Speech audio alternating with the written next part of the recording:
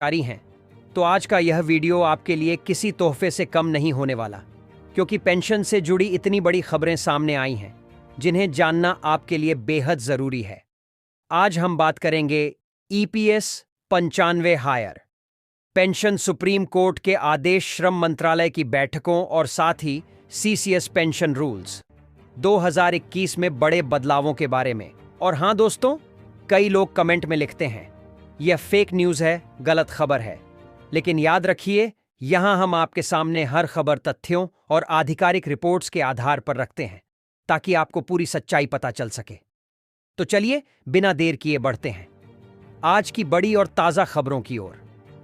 श्रम मंत्रालय में आप सभी के लिए यहां पर पेंशन बढ़ोतरी को लेकर बातें सामने आ रही हैं। सांसद को इसको लेकर अहम आश्वासन मिला है। तो किस प्रकार श्रम मंत्रालय के अंदर EPS 95 हायर पेंशन को लेकर अहम बातें सामने आईं और सांसद को किस तरीके का आश्वासन मिला, इसके बारे में दोस्तों आज की इस वीडियो के अंदर बात करेंगे। वहीं आप सभी के लिए यहां पर कर्मचारी भविष्य निधि संगठन यानी कि EPFO EPS 95 पेंशन को लेकर और पेंशनर्स के कष्ट को लेकर बेहद महत्वपूर्ण और ताजा रिपोर्ट आई है कि किस तरीके से कर्मचारी भविष्य निधि संगठन के साथ EPS 95 पेंशन योजना को लेकर और साथ ही तमाम तरीके के हाई कोर्ट और सुप्रीम कोर्ट से जुड़े मामले चल रहे हैं और पेंशन धारक किस प्रकार परेशानी में हैं, इसको लेकर भी ताजा रिपोर्ट आई है। साथ ही हम बात करेंगे सरकारी कर्मचारियों की पेंशन से जुड़े महत्वपूर्ण नियमों और प्रावधानों पर, जो CCS पेंशन नियम 2021 में किए गए सुधारों से संबंधित हैं।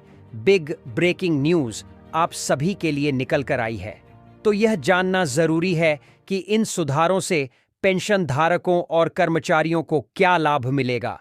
इसलिए चाहे आप निजी सेक्टर के पेंशन धारक हों या फिर सरकारी कर्मचारी, यह वीडियो आपके लिए बेहद खास है, तो इसे अंत तक जरूर देखिए।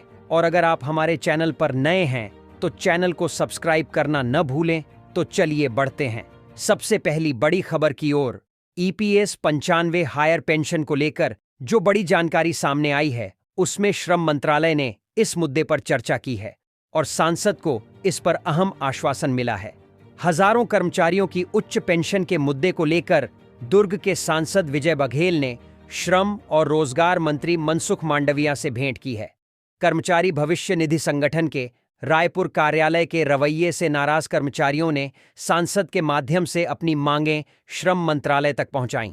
सांसद बघेल ने श्रम मंत्री को सुप्रीम कोर्ट के 4 नवंबर 2022 के आदेश का हवाला देते हुए EPS 95 पेंशन योजना के तहत भिलाई इस्पात संयंत्र के लगभग 16,000 पूर्व कर्मचारियों के लिए उच्च पेंशन की मांग की। उन्होंने कहा कि अंतिम वास्तविक वेतन को पेंशन गणना का आधार बनाया जाना चाहिए, लेकिन EPFO रायपुर कार्यालय पुराने प्रावधानों का हवाला देकर उच्च पेंशन देने से इनकार कर रहा है। उन्होंने यह भी कहा कि सुप्रीम कोर्ट के आदेश का पालन न करना न्यायिक प्रक्रिया का उल्लंघन है और हजारों वरिष्ठ नागरिकों के साथ भेदभाव है। कई भूतपूर्व कर्मचारियों ने उच्च पेंशन के लिए लाखों रुपए का अंतर जमा करवाया, लेकिन EPFO ने राशि लौटाकर उच्च पेंशन देने से मना कर दिया। सांसद ने इसे गंभीर अन्याय बताते हुए सरकार से हस्तक्षेप की मांग की। उन्होंने यह भी कहा कि कर्मचारी पेंशन योजना 1995 के तहत छूट प्राप्त और गैर छूट प्राप्त ट्रस्टों के बीच भेदभाव हो रहा है, जबकि सुप्रीम कोर्ट ने सभी ट्रस्टों पर समान नियम लागू करने का आदेश दिया है। भिलाई इस्पात संयंत्र के कर्मचारी अभी भी लाभ से वंचित हैं, जबकि शैल की अन्य इकाइयों जैसे ISICCों और पश्चिम बंगाल की इकाइयों के कर्मचारियों को उच्च पेंशन का लाभ मिल रहा है। इस पर श्रम मंत्री मनसुख मांडविया ने आश्वासन दिया है कि इस मामले को प्राथमिकता से निपटाया जाएगा और प्रभावित कर्मचारियों को न्याय दिलाया जाएगा। सांसद विजय बघेल ने मंत्री के इस आश्वासन पर विश्वास जताते हुए कहा कि यह कदम कर्मचारियों के लिए न्याय की दिशा में एक महत्वपूर्ण पहल है। वहीं EPFO और EPS 95 पेंशनर्स के कष्ट के मामले में भी नई जानकारी सामने आई है। EPS 95 राष्ट्रीय संघर्ष समिति रायपुर के अध्यक्ष अनिल कुमार नामदेव ने कहा कि सरकार पेंशन धारकों के साथ न्याय नहीं कर रही, बल्कि अपने हित के अनुसार फैसलों को तोड़ मरोड़ कर पेश कर रही है। उन्होंने कहा कि लाखों पेंशन धारक न्याय के इंतजार में गुजर गए और बाकी लोग अब भी अदालतों की शरण में हैं। सरकार को न्यूनतम पेंशन को सम्मानजनक तरीके से बढ़ाने और डीए के साथ जोड़ने के लिए मजबूर किया जाना चाहिए। सत्यनारायण मूर्ति ने भी कहा कि यदि पेंशन फंड में अधिक भुगतान होता है तो इसे वेतन पैकेज में समायोजित किया जाना चाहिए।